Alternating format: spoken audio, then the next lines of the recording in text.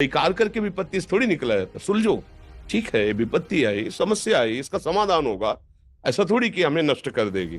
अगर अभी हमारी बड़ी हानि हो जाती है, हम कल इससे बड़ा लाभ प्राप्त कर सकते हैं।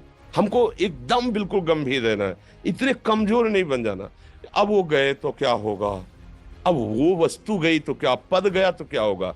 प्रयास किया था, ये पद मिला था, इससे बड़ा पद प्राप्त करूंगा, मैं इससे बड़ा महान बनूंगा। ठीक है, एक बार गिर गया, गलती हो गई, दंड भोगूंगा, फिर इससे ज्यादा संयम में रहूंगा। बिल्कुल मतलब एकदम फ्रेश दिमाग रखना चाहिए। पर अपने लोग क्या है, जरा सी बात में एकदम पछड़ा कर लेते हैं, एकदम कमजोर हो जाते हैं।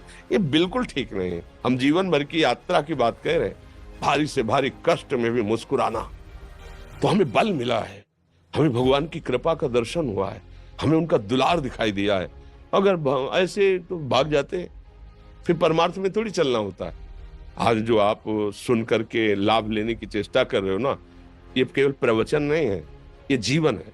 अगर ये जिए ना होते ना तो ये इसका प्रभाव नहीं पड़ता, फिर वाणी का प्रभाव नहीं पड़ता। हम इसीलिए कहते हैं, जैसे आप लोग एकदम परेशान हो जाते हैं जब बोलो, क्या हमसे ज्यादा परेशानी होगी? दोनों किडनी खराब, दवाई लाने के लिए पैसे नहीं, पानी रखा है हम उठ के पी नहीं सकते, भीषण शरीर में कष्ट, भीषण बुखार, क्योंकि किडनी फेल, जरा में बुखार, खाने को क्या, रोटी मांग के लाओ। अगर वहां सब्जी मिलती तो लाल मिर्च ऐसी पड़ के मिलती थी कि वो पा नहीं सकते थे। आप सोचो, पानी लाना है तो मुझे लाना है, पीना है तो मुझे पीना है। अगर मैं हारता तो कहां पहुंच जाता, क्या स्थिति होती? नहीं, मरना है, पर कदम पीछे। कोई दिन ऐसा नहीं जिस दिन सेवा ना की हो, जिस दिन सेवा ना गए हो। गुरु जी की सेवा में जाना है, पहले अपने को स्वस्थ साबित करना है, नहीं वो सेवा नहीं लेंगे। तुम बीमार हो, तुम कष्ट में, वैसे उनकी दृष्टि बड़ी शांत है, उनकी सेवा की, आके लेट गए। फिर हिम्मत की, अपनी श्री जी की सेवा की, मधुकरी नहीं गए, 3-3 4-4 दिन भोजन नहीं गए, पर सेवा नहीं छोड़ा, दिनचर्या नहीं छोड़ी। और उसका प्रधान कारण संयम, ब्रह्मचर्य, भगवत आश्रय, नाम जप, कभी हारने नहीं दिया। अभी भी थोड़ी देर बाद डायलिसिस शुरू हुआ, हारने, आपको हारे हुए नजर आ रहे हैं। शरीर में पीड़ा है, किडनी फेल है, ऐसा थोड़ा हम स्वस्थ बैठे हैं, पीड़ा है, बार बार प्यास लगती है, थोड़ा थोड़ा पानी मिलता है, हर, लेकिन हम आनंदित हैं, हम प्रसन्न हैं, हम लड़ाई में हारे नहीं हैं, ना हारेंगे, हम जीत चुके हैं। हम अपने मालिक के भरोसे में अपना सब बात, तो वो, ये हम अपनी बड़ाई नहीं बता रहे, हम आपको बता रहे समस्या। सोचो, तुम्हारे पास तो माँ है, भाई है, बहन है, परिवार है, कोई ना कोई तो है ना। मेरा किसी ने कभी जीवन में ध्यान भी नहीं दिया, क्यों? बचपन से बाबा जी बन गए, किसी से प्यार नहीं, किसी से संबंध नहीं, कोई जानकारी नहीं, हम कहाँ हैं, वो कहाँ, किसी से कोई मतलब नहीं।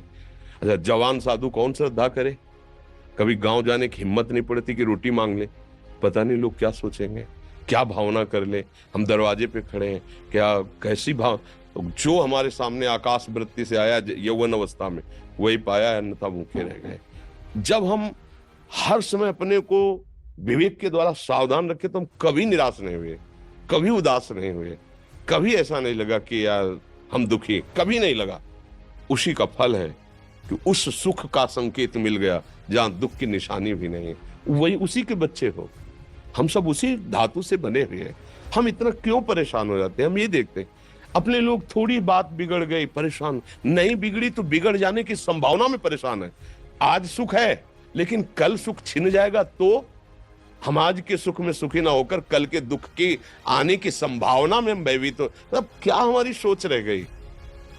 हमको इतना बलवान बनना है कि सुख और दुख दोनों हमको छू न सके। भारी से भारी सुख की व्यवस्था है तो अहंकार नहीं, हर्षित होकर किसी का अपमान न करे कि हम धनी, हम पदाधिकारी, अमुक। भारी से भारी दुख आया तो हमें किसी के सहयोग की जरूरत नहीं, हम फिर अपने कदम बढ़ाएंगे, हम फिर जुड़ी हुई अपनी भावनाओं को सजाएंगे। मस्त जीवन एकदम। तुम अविनाशी के बच्चे हो। शेर का बच्चा भेड़ों के बीच में फंसकर म्यों म्यों बोल रहा है, बस अगर दहाड़ना सीख जाए तो कोई भी उसे परास्त नहीं कर सकता। ऐसे भगवद अंश, तू प्रपंच में फंसकर अपने को इतना दीन क्यों देख रहा है? तू ऐसा है कि भगवान के दिव्यास्त्र में भी ताकत नहीं तेरे को मार सके। तू अविनाशी का अविनाशी बच्चा है। विनाशी भोगों को, विनाशी शरीर को मैं मान के इतना भयभीत, इतना दुख, ठीक नहीं। ये सबके लिए, केवल एक के लिए नहीं। आप समझो, आप लोग सोचते हैं हम गृहस्थ होकर भला ऐसी स्थिति कैसे? जनक जी सुखदेव जी के गुरु हैं और राजा हैं, महल है, रानियां हैं, नौकर है, चाकर। क्या सुखदेव जी जिनके शरीर में लंगोटी भी नहीं है, दिगंबर, परमहंस, परमहंस के गुरु हैं जनक जी जो राजा हैं।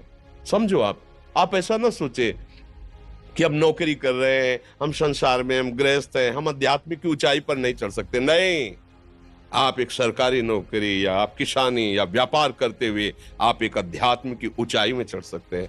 और अध्यात्म ही है जो तुम्हें इस माया के दुख सुख से ऊपर उठा सकता है। दूसरा, चाहे जितनी संपत्ति आ जाए, आप सुखी नहीं हो सकते।